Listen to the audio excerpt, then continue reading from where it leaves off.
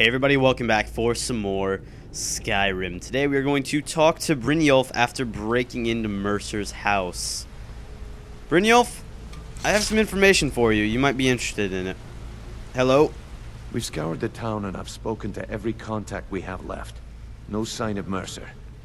Any luck on your end? He wasn't there, but I found these plans. Shore's beard. He's going after the eyes of the Falmer? That was Gallus's pet project. If he gets his hands on them, you can be certain he'll be gone for good and set up for life. Then we have to stop him. Agreed. He's taken everything the guild has left, and to go after one of the last greatest heists is just an insult. I've spoken to Carlia and made amends for how the guild's treated her. Now she wishes to speak with both of us. Quickly, we have no time to lose. Indeed. Until next we meet, lad. Trinity restored. Let me guess, that means I'm gonna be a Nightingale. So we gotta listen. Carlia said it was important. Carlia? What's going on? I promise you, all your questions will be answered. You just have to trust me. Brynjolf, the time has come to decide Mercer's fate. Until a new guildmaster is chosen, the decision falls to you. Aye, lass. And I've come to a decision. Mercer Frey tried to kill both of you. He betrayed the guild, murdered Gallus, and made us question our future. He needs to die. We have to be very careful, Brynjolf. Mercer is a Nightingale, an agent of Nocturnal. And it's all true. Everything I heard in the stories. The Nightingales, their allegiance to Nocturnal, and the Twilight Sepulchre. Yes. You're an idiot. That's why we need to prepare ourselves and meet Mercer on equal footing. Just outside of Riften, beyond the southeast gate, is a small path cut up the mountainside. At the end of that path is a clearing, and an old standing stone. I'd ask you both to meet me there. I have some preparations of my own to make. I'll meet you at the stone. As do I. I think before we go there, we're gonna head back to Bree's home and get rid of some stuff.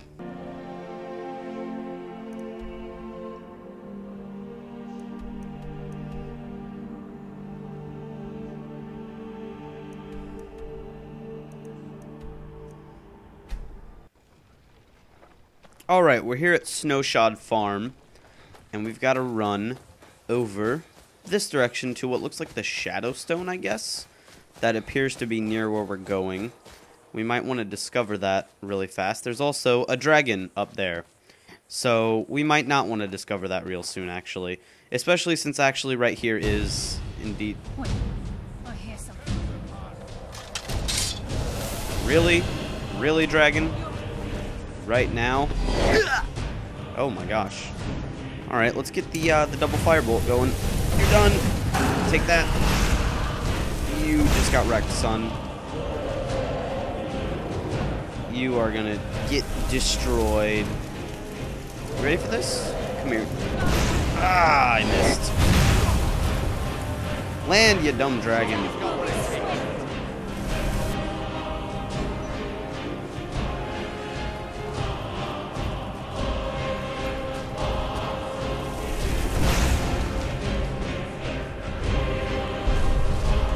Alright, let's get good old this out. You will be mine!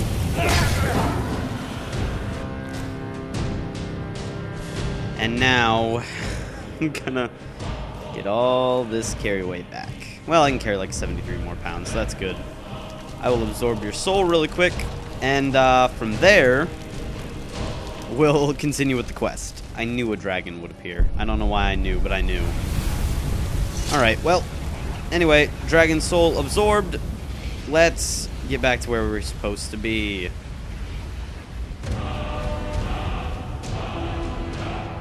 Hello, friends. So what's the significance of this place? This is the headquarters of the Nightingales, cut into the mountainside by the first of our kind.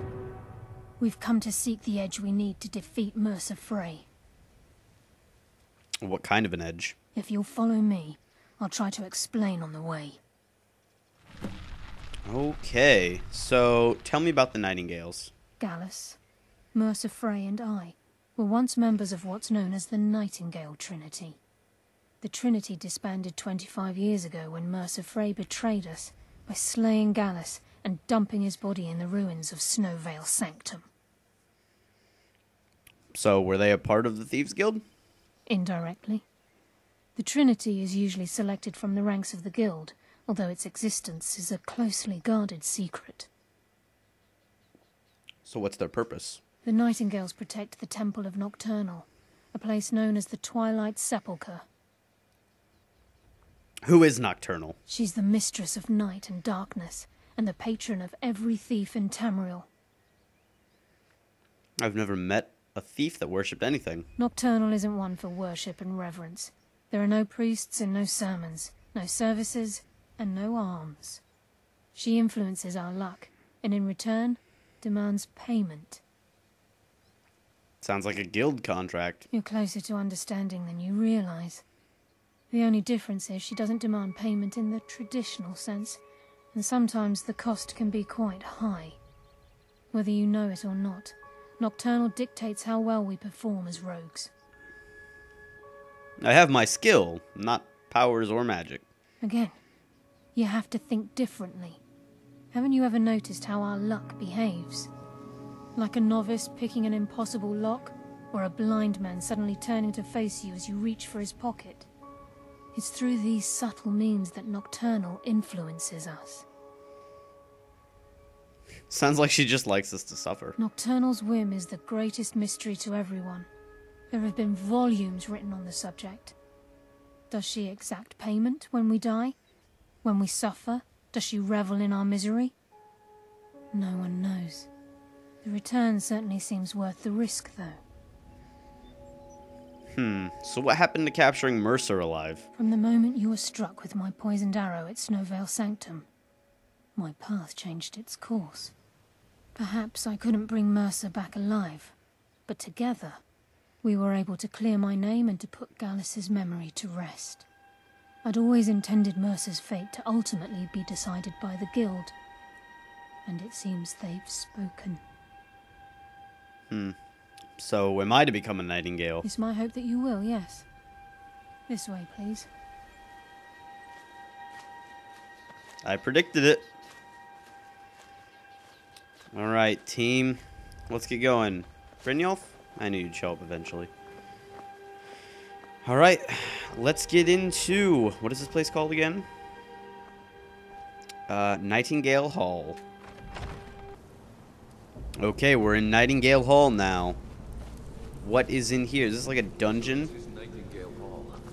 I heard about this place when I joined the guild, but I never believed it existed. The assumption that the Nightingales were just a myth was seeded within the Guild on purpose. It helped divert attention from our true nature. What's wrong, Brynjolf? I can almost hear your brow furrowing. I'm trying to understand. What could be? This isn't about religion, Brynjolf. It's business.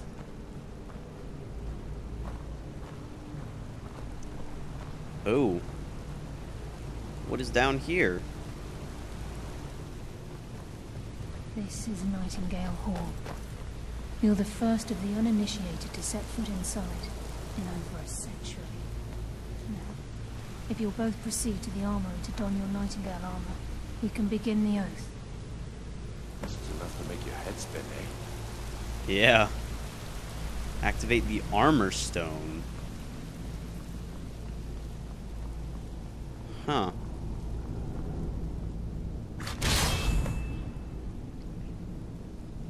We got Nightingale stuff. Alright, let's take a look at this. Nightingale.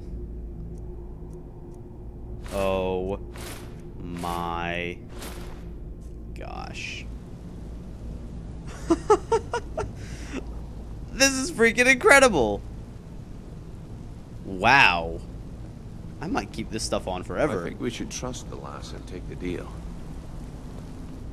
I do too. Come on, guys. Oh my gosh, this is so freaking awesome. This is so awesome. This armor is so cool. Jeez. I might just always be in this armor for a while. It is really cool. I don't even care if I'm going to be using like heavy weapons and stuff. In this armor, I look freaking awesome. Okay, lass. We've got these get-ups on. Now what? Beyond this gate is the first step in becoming a Nightingale. Whoa there, lass. I appreciate the armor, but becoming a Nightingale? That was never discussed. To hold any hope of defeating Mercer, we must have Nocturnal at our backs. If she's to accept you as one of her own, an arrangement must be struck. What sort of arrangement? I need to know the terms. The terms are quite simple, Brynjolf. Nocturnal will allow you to become a Nightingale and use your abilities for whatever you wish. And in return, both in life and in death, you must serve as a guardian of the Twilight Sepulchre. Aye, there's always a catch. But at this point, I suppose there isn't much to lose. If it means the end of Mercer Frey, you can count me in. What about you? Are you ready to transact the oath with Nocturnal?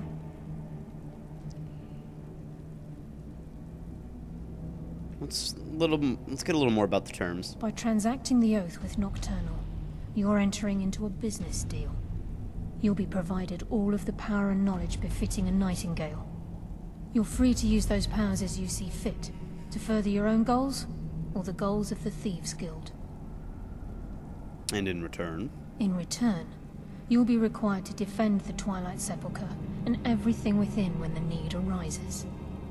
More importantly, upon your death, your spirit will be bound to the Twilight Sepulchre as one of its guardians. There's no going back. Once the oath has been struck, the terms are binding. Knowing this, are you ready to undergo the ceremony? Seems I have no choice. Good. After I open the gate, please stand on the western circle.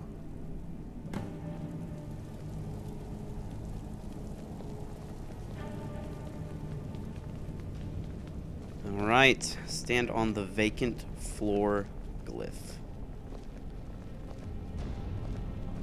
Guys, it's time for us to be Nightingales. Time's wasting, and Mercer's still out there. Let's get this show on the road. Alright, let's do this.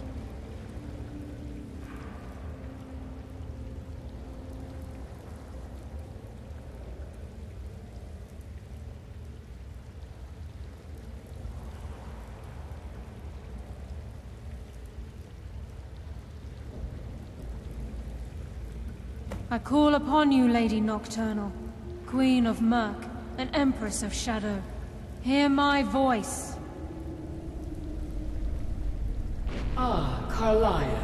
I was wondering when I'd hear from you again. Lose something, did we?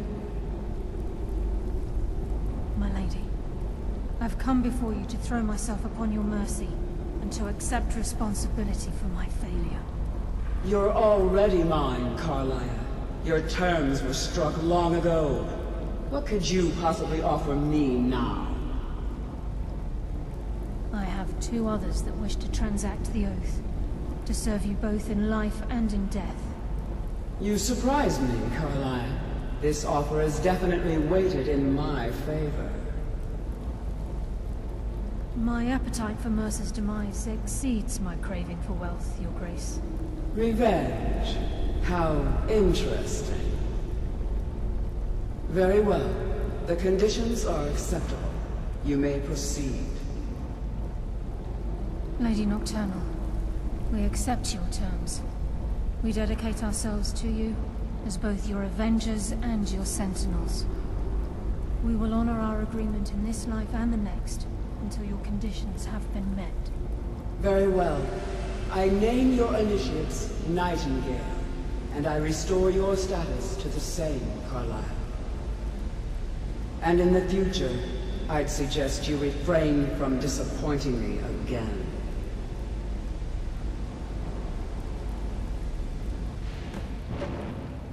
Alright.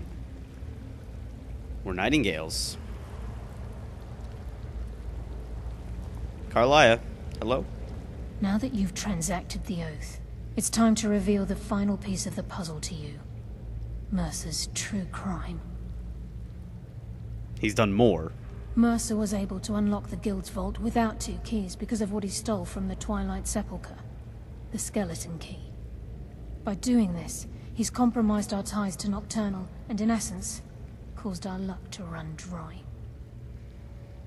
So the key unlocks any door. Well, yes. But the key isn't only restricted to physical barriers. All of us possess untapped abilities, the potential to wield great power securely sealed within our minds. Once you realize the key can access these traits, the potential becomes limitless.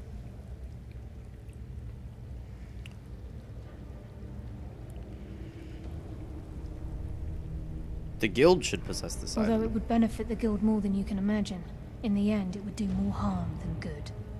If the key isn't returned to its lock in the Twilight Sepulchre, things will never be the same for the Guild. As time passed, our luck would diminish to the point of non-existence, and whether you know it or not, our uncanny luck defines our trade. First time I've ever set out to return something. Very true. In our line of work, it's quite rare we set out to return a stolen item to its rightful owner. Well, let's go. Before we depart, Brynjolf has some business to discuss. I suggest you listen to him. Listen, lad. There's one last piece of business we need to settle before we go after Mercer. The leadership of the Guild. Alright. Listen, lad. There's one last piece of business we need to settle before we go after Mercer. The leadership of the Guild. Why tell this to me? Carlia and I had a long discussion before you arrived here. Thanks to your efforts, Mercer's treachery has been exposed. After we deal with him, all that remains is restoring the Guild to its full strength.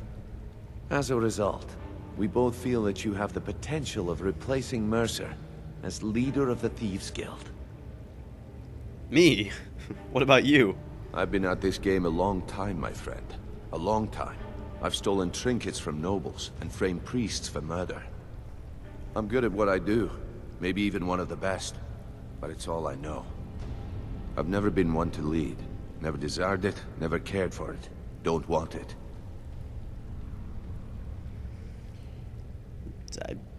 I don't know what to say. Well, we have a bit of an errand to run before your coronation, so don't get sentimental on me now. I accept. Then it's decided. When this is all over and Delvin's contacts assure me that we've regained our footing in Skyrim, we'll handle the details. Until then, we have quite the task ahead. Then let's get to it.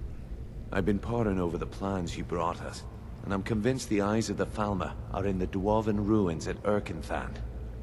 Carlia and I will meet you there. Prepare yourself, lad. This will be a fight to remember. I guess we're Nightingales now. Aye. And some of what Carlia said is starting to make sense. Mercer may have damaged our reputation and raided our coffers, but this goes well beyond even his twisted form of larceny. Old Delvin kept calling it a curse, and we all laughed at him. Looks like the joke's on us. You think we stand a chance against Mercer? If you would have asked me that yesterday, I'd have said no. But now I think our chances have improved. Look, call me crazy if you like, but I trust Carlia. I don't think she'd lead us down a suicidal path. Besides, I'd rather die with some of Mercer's blood on my blade than spend the rest of my life regretting that I ran the other way. I don't blame you at all. Next we meet, lad. I trust Carlia too. Alright, well I think that's going to be it for this episode of Skyrim. Thank you all for watching, and I will see you in the next one. Bye, guys.